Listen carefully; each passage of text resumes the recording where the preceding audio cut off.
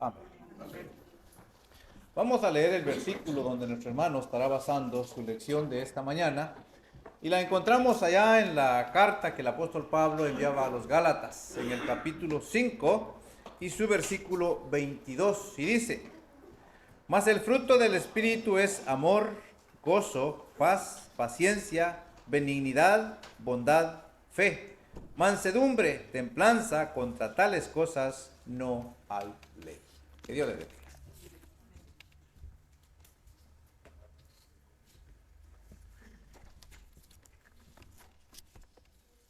Bienvenidos mis hermanos, hermanas, hermanos que nos visitan allá de King Boulevard y también aquí de Vallejo. Sean muy bienvenidos esta mañana de hoy y también a todos que nos están visitando en este día. Hermano, en Gálatas 5:22 habla acerca de algunas de las características de la obra del Espíritu Santo en la persona. Y es que nosotros cuando no éramos cristianos, desconocíamos todas estas bendiciones y mal interpretamos nosotros algunas cosas y era una vida bastante desordenada.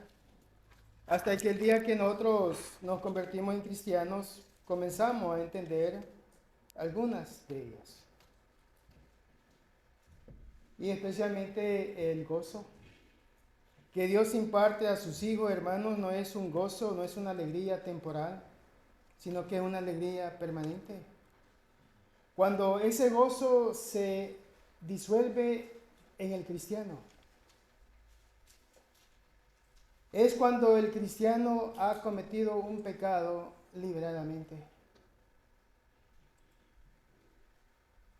Y Dios nos hace sentir, hermanos, el dolor y la amargura que existe hoy en mí por causa de mi pecado que yo he cometido. Y qué bueno, hermanos, que tengamos esa sensibilidad. La sensibilidad de distinguir cuando he perdido el gozo de salvación en mí.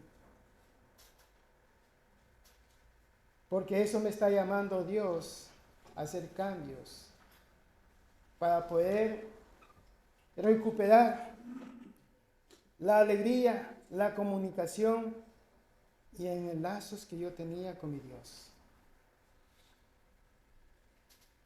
Pero hay personas que no sienten nada acerca de nada. Sus corazones son como, hermanos, como diamantes que están un corazón cauterizado, que no siente ni el dolor del pecado y no siente tampoco que ha perdido el amor de Dios.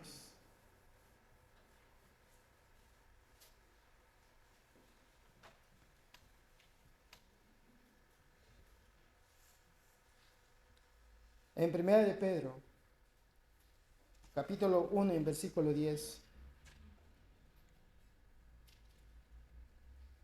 leamos el versículo 9 donde dice: o teniendo el fin de vuestra fe, que es la salvación de vuestras almas. Los profetas que profetizaron de la gracia destinada a vosotros inquirieron diligentemente, indagaron acerca de esa salvación, escudriñando qué persona y qué tiempo indicaba el Espíritu de Cristo que estaba en ellos, el cual anunciaba de antemano los sufrimientos de Cristo y la gloria que vendría tras ellos. Vemos aquí, hermanos, que se anuncia el sufrimiento de Cristo. Si en nuestras vidas llegamos a comprender ese mensaje de Dios, hermanos, que mandó a su Hijo, a su primogénito, a este mundo para morir y llevar el pecado de todos. Ahí demuestra nuestro Señor, hermanos, ese gran amor que nosotros todavía nos cuesta asimilar la obra de Dios. Dice en el libro de Juan 3:16 que Dios amó al mundo Y debido a ese gran amor, mandó a su Hijo. Y su Hijo comprendió la obra de su Padre, que vino el Verbo y tomó carne, dice Juan 1:1. Y se despojó, según Filipenses, de toda la gloria que tenía ya con su Padre, para venir a hacer, hermanos, una obra y darnos el camino de la salvación, la paz y el gozo en Cristo. Y hay que ver, hermanos, cómo es que nuestro Señor sufrió humilladamente, lo soportó todo. La pregunta es, hermanos, ¿quiénes somos nosotros para que nosotros merezcamos ese gran amor que Dios derramó sobre su Hijo para que cada uno que en Él crea tenga vida eterna? Para que yo aquí de este lado del mundo, hermano, como cristianos, no somos perfectos porque luchamos contra muchas imperfecciones, pero tratamos la manera de cómo mantenernos vivos en Cristo. Luchando, hermano, poniendo todos los deseos carnales a la orilla del mar para que se las lleve. ¿Y quién soy yo para que Dios me haya llamado del mundo, de las oscuridades, de las tinieblas? Dándome a mí una oportunidad más de enmendar mi vida ante el Señor. Pues, ¿quiénes somos nosotros? Este amor, hermano, no es el amor que uno en veces malinterpreta. Amo a mi esposa, amo a mis hijos, pero ese no es el mismo amor que Dios demuestra sobre uno. En vez de interpretamos el amor conyugal, el amor sexual, el amor, hermanos, carnal, en otras palabras. No es ese amor que Dios está refiriéndose. El amor de Dios, hermanos, va más allá de nuestro entendimiento porque todavía no comprendemos que todavía tenemos que amar a aquel que es mi enemigo. Dios dice, hermanos, que debemos de amar a nuestros enemigos, orar por ellos todavía. Si te hacen un mal, haz un bien. Ahí estamos demostrando el amor que nosotros comprendemos, pero no todos entendemos ese amor de Dios. Que hay que ayudar a aquel que nos desprecia. Hay que ayudar al hermano, hermanas, que está en necesidades y no darle la espalda. Ese es el amor, hermanos, que a muchos nos cuesta entender. Es obra del Espíritu Santo, hermanos, que nos hace a comprender el amor de nuestro Señor en nuestros corazones. El Espíritu, hermanos, de Dios nos ayuda a nosotros a ser guiados. Según 2 de Timoteo, hermanos, 3:16, nos enseña que toda la palabra es inspirada por Dios y es útil. Y hay que ver las variantes para qué el uso, la palabra de Dios es. ¿Con qué objetivo? Para que nuestras almas sean enderezadas, sean guiadas, hermanos, conforme el deseo y la voluntad de nuestro Señor. Donde podemos encontrar esa paz que solamente Dios puede dar a aquel que se encuentra con el corazón quebrantado, aún siendo cristiano. Dios nos puede dar esa paz, esa alegría, ese gozo, hermanos, cuando nosotros llevamos una vida con nuestro Señor. Dice aquí mismo en 1 de Pedro capítulo 1 en versículo 13: por tanto, ceñid los lomos de vuestro entendimiento, sed sobrio y espera por completo en la gracia que se os traerá cuando Jesucristo sea manifestado. En otras palabras, hermanos, nosotros vamos a batallar, vamos a sufrir, vamos a tener dificultades, Pero este es el deseo de Dios, que pasemos por estas pruebas, hermanos, para que nuestro corazón sea confirmado de la palabra de Dios. La pregunta es, ¿a quién le gusta sufrir? ¿A quién le encanta el dolor? Porque sufrir es dolor. Jesucristo dice, hermano, en una ocasión dice, en el mundo tendréis, ¿qué dice? Aflicciones. O sea, nos dice el Señor que en el mundo tendremos aflicciones. No es de extrañarnos nosotros de que vamos a tener complicaciones en nuestras vidas. Cada uno de nosotros esta mañana, hermanos, ha logrado vencer lo que no quería que estuviéramos aquí. Cada uno de nosotros hemos luchado, hemos tenido nuestras batallas, hemos vencido los obstáculos para podernos reunir y glorificar el nombre de Dios en una magnitud grande ante Dios. Con esa reverencia espiritual. Y cuando Cristo venga, hermanos, que encuentre almas redimidas, almas humildes, almas, hermanos, que siempre han anhelado el encuentro con Él. Y que nos encuentre a todos listos y preparados para poder estar presentes a la presencia del Señor. No combatidos, no atribulados, no afligidos, no entemorecidos, sino gozosos, alegres. Hemos vivido la vida en Cristo, he soportado las pruebas, he salido adelante, he llevado la cruz de Cristo. Que la gloria sea siempre, hermano, en nuestras vidas, en el Señor.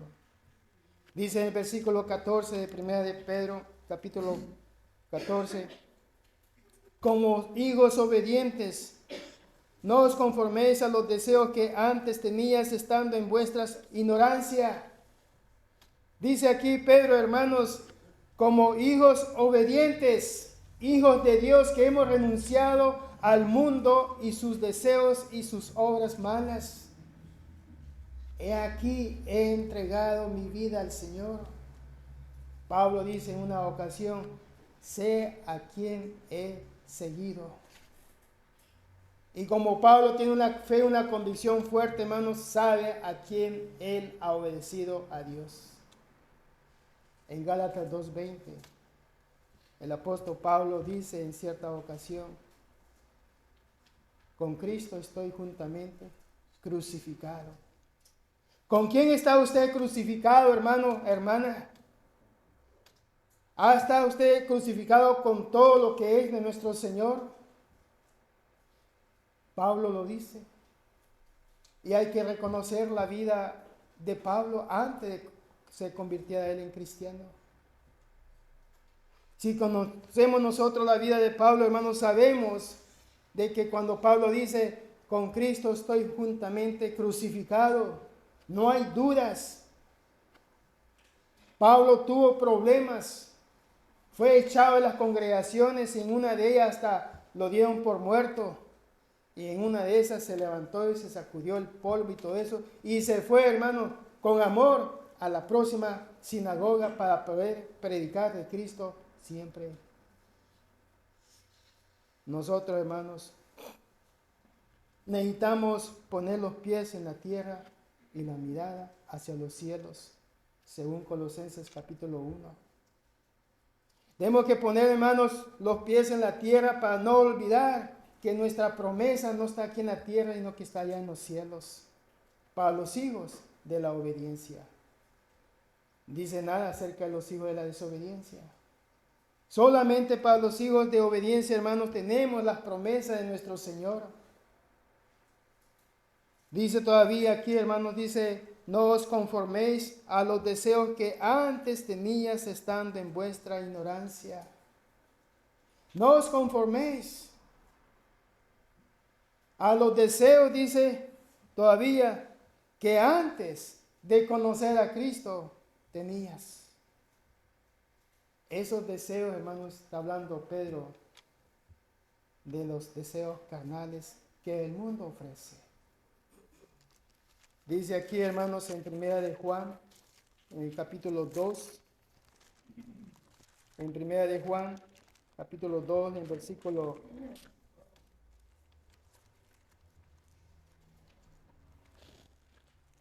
16, si no me equivoco. Primera de Juan 2:16 dice, porque todo lo que hay en el mundo, los deseos de la carne, los deseos de los ojos y la vanagloria de la vida, no proviene del Padre, sino del mundo. ¿Y quién es el que domina el mundo en este aspecto? Es el príncipe de las tinieblas, o en otras palabras, es Satanás. En la tierra, hermano, tenemos dos lugares. Tenemos la iglesia que Dios estableció a través de Cristo. Y tenemos también el mundo de las oscuridades que habita en la tierra. Y Satanás, hermanos, hace en muchas cosas que incluso engaña el ojo de los hijos de Dios. Él está sobre nosotros.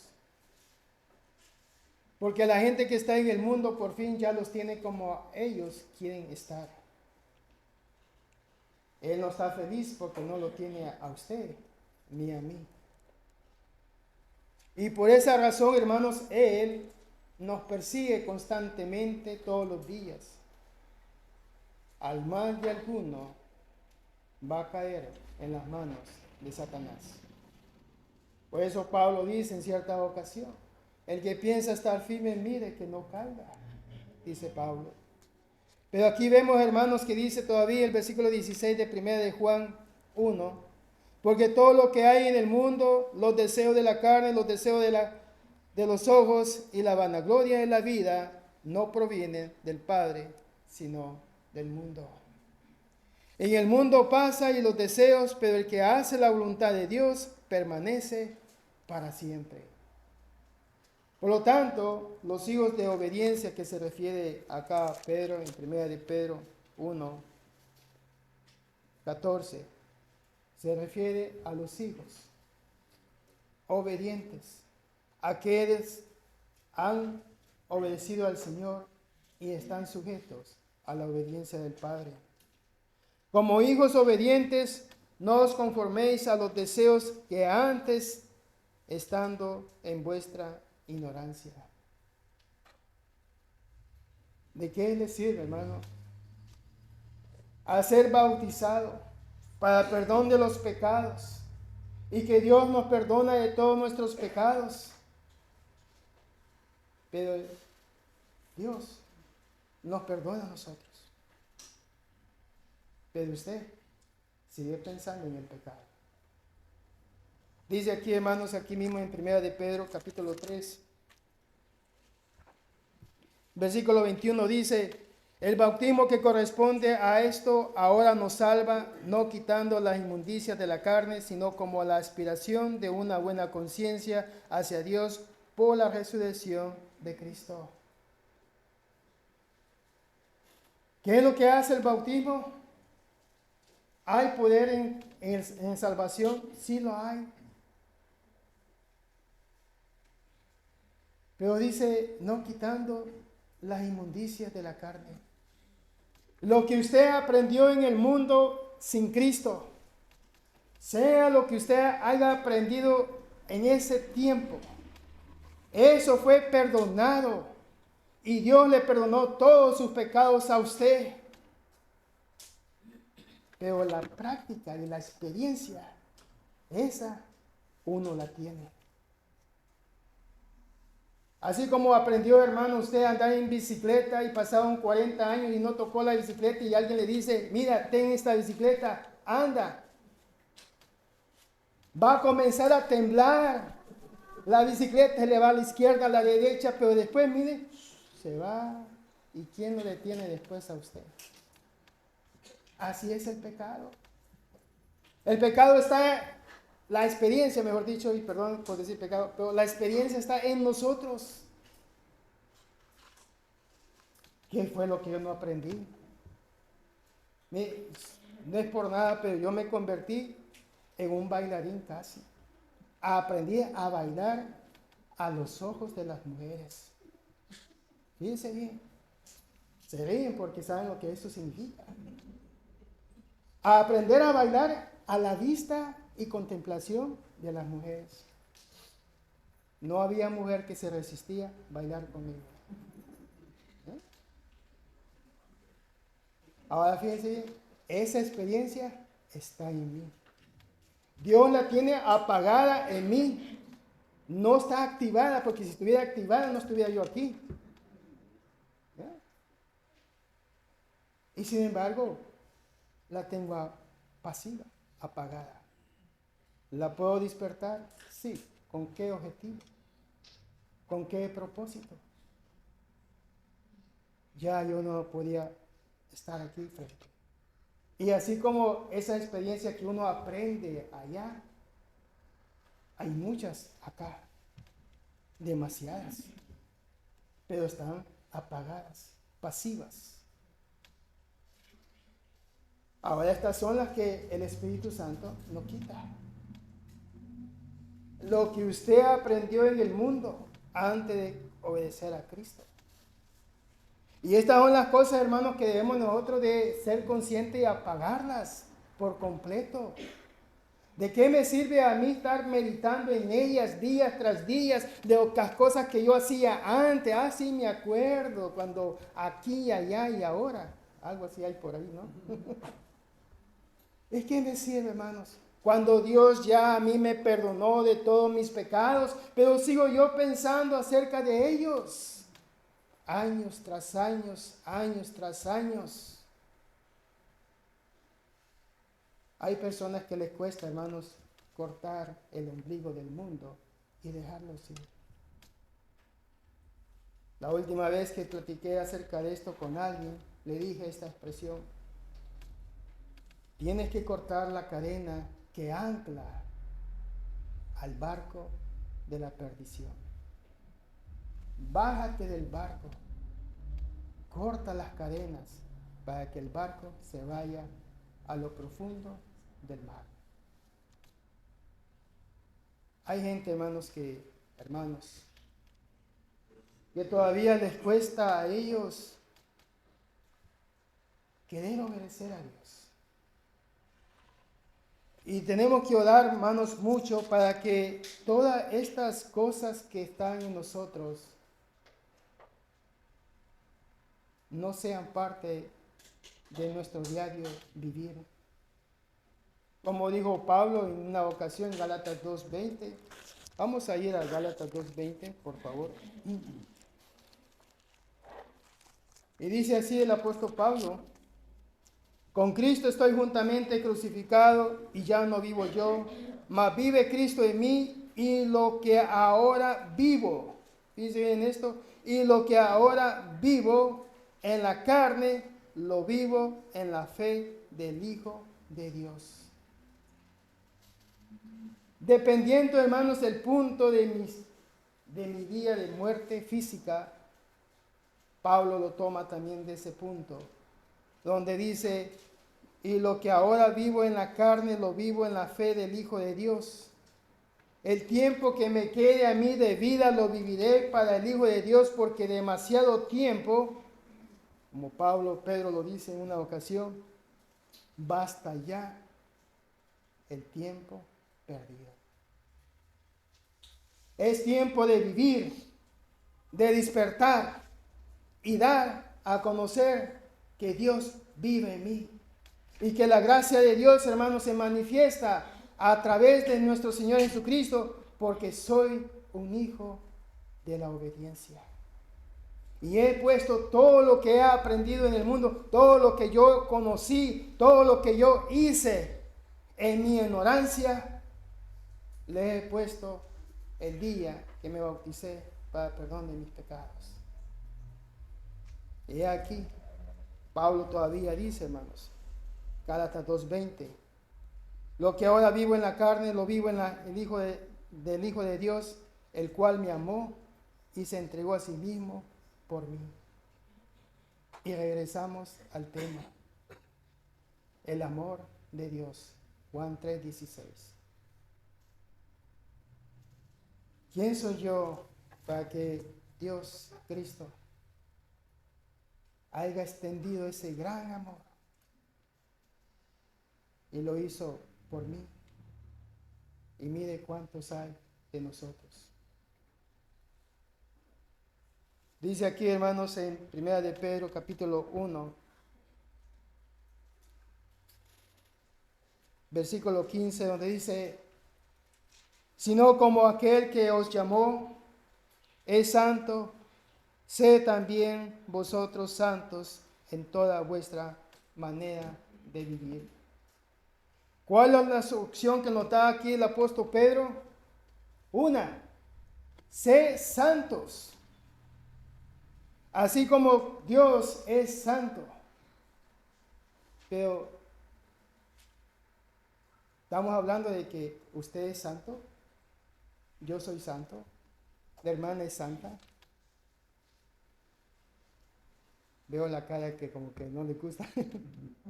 Somos santos. ¿Pero qué es santo? La palabra santo, hermanos, significa del griego, en el hebreo también, en el griego también, ser apartado para el uso de Dios. En el Antiguo Testamento el tabernáculo era santo. ¿Por qué? Porque era apartado para un uso de Dios, exclusivamente para Dios. En el Antiguo Testamento aprendemos que había un pan santo. Los sacerdotes usaban, levitas, usaban un pan sin harina y este pan era santo. ¿Por qué era santo el pan? Porque ese pan era usado exclusivamente para el uso de Dios. Como también aprendemos que hay utensilios santos, cucharas, tenedores, todo lo que usaban ellos era para el servicio de adoración exclusivo para el uso de Dios. Ahora en el Nuevo Testamento Dios nos llama santos. Porque antes en nuestra ignorancia le servíamos ¿a quién? A Satanás. Aunque nosotros, estando en esa ignorancia, jamás queríamos servirle a Satanás. Pero lo estábamos haciendo a través de nuestra desobediencia de nuestro Dios. Pero ahora que entendemos las cosas de Dios, Dios nos llama y nos dice que somos santos. Somos usados como instrumentos para el uso y servicio de Dios. Ya dejamos de servirle a Satanás, ya no más a él. Ahora le servimos a nuestro Señor, usando nuestro conocimiento que tenemos, usando nuestro cuerpo, exponemos este tabernáculo como lo enseña en 1 Corintios 6, que somos morada y templo del Espíritu Santo. ¿Qué enlace tiene este cuerpo con el Dios Baal? O la fornicaria con el varón cristiano. Ninguno. Por lo tanto, somos santos porque ya nosotros estamos apartados del mundo para servir a Dios. Sino como aquel que os llamó es santo, sed también vosotros santos en toda vuestra manera de vivir, porque escrito está, sé santo porque yo soy santo, dice el Señor. Y si invocaréis por Padre, dice, aquel que sin acepción de persona juzga según la obra de cada uno, conducíos en temor todo el tiempo de vuestra, fíjese bien, ¿cómo dice el versículo? Peregrinación.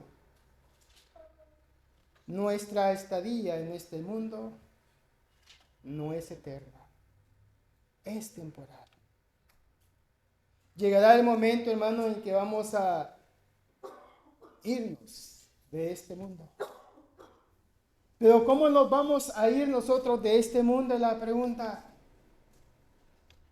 Nos vamos a ir de este mundo pensando en las cosas que antes yo hacía por mi ignorancia. estando mi alma atormentada por causa del pecado, por la debilidad de mi cuerpo. Y nunca sometí yo a este cuerpo en la obediencia de la palabra de Dios, hasta que llegó el momento de partir de mi vida de este mundo. Dice el versículo 18, hermanos, aquí de 1 de Pedro, capítulo 1, sabiendo que fuisteis rescatados de vuestra vana manera de vivir, la cual recibiste de vuestros padres, no con cosas corruptibles como oro o plata, sino, dice, con la sangre preciosa de Cristo, como de un cordero sin mancha y sin contaminación. Según Lucas 19:10, dice el Señor que vino a buscar y a salvar lo que se había perdido. Cuando nosotros llegamos a tener un bautismo, hermanos, dice la Escritura que hay gozo, alegría allá en el cielo, aquí en la tierra. Pero también nos alegramos que alguien venga y se convierta. Y hemos sido bendecidos con 5 bautismos durante este año. Pero qué triste es, hermanos, que nosotros, entre nosotros, los hermanos, hermanas, no haya esa pasión en el amor de Cristo. Es triste, hermano, que en el mundo todavía nos jala, todavía el mundo nos hace cosquillas y nos pone en debate entre la iglesia y el mundo.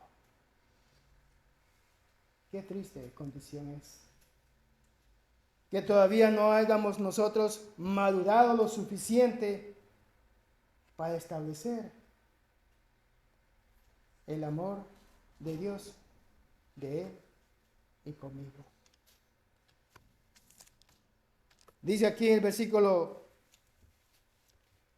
en 1 de Pedro capítulo 1, versículo 22, dice, habiendo purificado vuestras almas por la obediencia a la verdad, mediante el Espíritu para el amor fraternal, no fingido, amados unos a otros extrañablemente de corazón puro.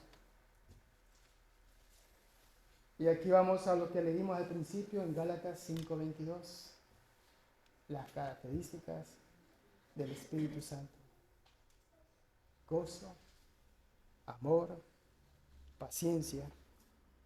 Dice aquí en el versículo 23, hermano, dice, siendo renacidos no de simiente corruptible, sino de incorruptible, por la palabra de Dios que vive, permanece para siempre.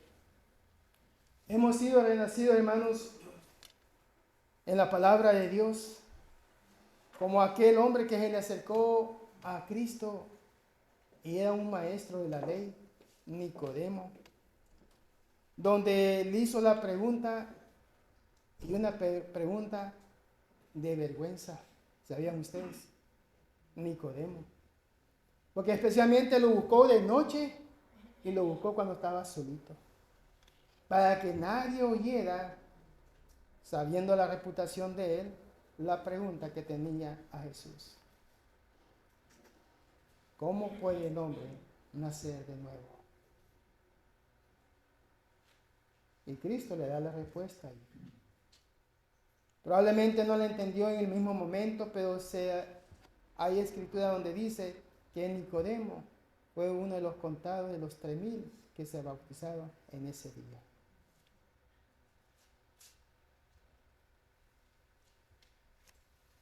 Vemos aquí, hermanos, que la palabra de Dios es nuestra guía, es nuestra lámpara en este mundo. La pregunta es, ¿cómo tratamos nosotros la palabra de Dios? Dice, nosotros como humanos, cuando usted compra algo que le costó, no sé, $600, ¿cómo lo cuida, no? Anda ahí cuidando esto, si es un jarro que lo compró allá por Egipto, no sé cómo lo anda cuidando. Compró una pantalla de televisión de 52 pulgadas y le costó tanto. ¿Cómo cuida usted esa pantalla? La anda limpiando el polvo y todo eso, ¿va? Nosotros somos muy cuidadosos con las cosas materiales. O eso a mí me costó 3 días de trabajo, dice uno. 3 días de trabajo. Es el valor que le cuesta lo que usted tiene allí en casa. Y cuidamos las cosas, va. No me la avientes así. Cuando la esposa cierra la puerta no con odio, pero le da fuerte y tiene usted un carro Tesla. ¡Bum! No golpees así a mi carro, lo estás lastimando. Ten cuidado. Y comienza el argumento ahí, va. Ya ve el Tesla y ¡pam! Cierra la puerta. Eres bien ordinaria. Dice así, va. Trátalo con cariño, ¿va? Se cierra, suave, ahí va. ¿Ya? Somos muy cuidadosos en las cosas materiales. La pregunta es, hermano, ¿qué tan cuidadosos somos nosotros en la palabra de Dios? ¿Qué tanto en verdad la cuidamos? Dice el libro de Salmos 19:7, hermanos. En el libro de Salmos, capítulo 19, versículo 7. La ley de Jehová es perfecta, que convierte el alma. El testimonio de Jehová es fiel, que hace sabio al sencillo. ¿Cómo tratamos nosotros, hermanos, la palabra de Dios que nos alumbra y nos guía en todos los caminos? Aquí mismo en el libro de Salmos 119, en versículo 50, si podemos irnos a Salmos 119, en el versículo 50, dice así: ella es mi consuelo en mi aflicción, porque tu dicho me ha vivificado. La palabra de Dios, hermanos, debemos de guardarla, respetarla, someternos a ellas, que guíe nuestros pasos en todo momento, nuestros pensamientos, y que sea la única cosa en mi mente que me puede a mí ayudar a determinar mis decisiones. Ejemplos tenemos.